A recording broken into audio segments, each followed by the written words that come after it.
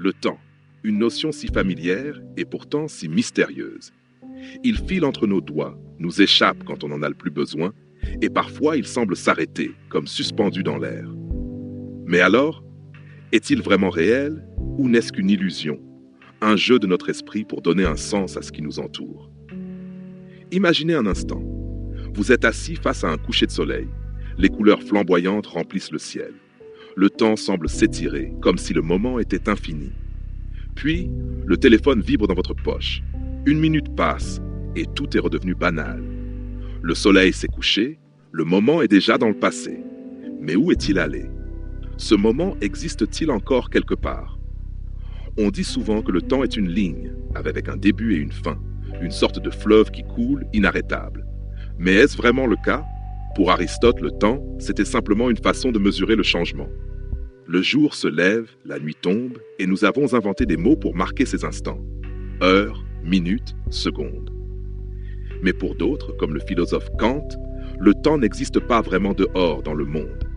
Il est ici, dans nos têtes, une sorte de filtre que nous utilisons pour donner du sens aux choses. Pensez à un rêve. Là-bas, le temps fonctionne différemment.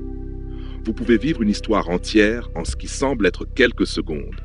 Et pourtant, en vous réveillant, vous êtes toujours dans le même lit, à la même heure. Alors, peut-être que le temps n'est pas aussi rigide qu'on le pense. Peut-être qu'il est élastique, capable de s'étirer ou de se compresser selon ce que l'on ressent. Les traditions bouddhistes vont encore plus loin. Pour elles, seul le moment présent existe. Le passé n'est qu'un souvenir, une ombre dans notre esprit. Le futur, une idée, un fantasme. Ce qui compte, c'est maintenant. Vous respirez. Vous sentez l'air entrer dans vos poumons. Vous êtes vivant. Rien d'autre n'a d'importance. Mais ailleurs, d'autres cultures voient le temps comme une boucle infinie. Dans l'hindouisme, par exemple, tout recommence sans cesse. Comme les saisons, la vie et la mort forment un cycle éternel. Et si notre monde n'était qu'un chapitre dans un livre qui se réécrit encore et encore?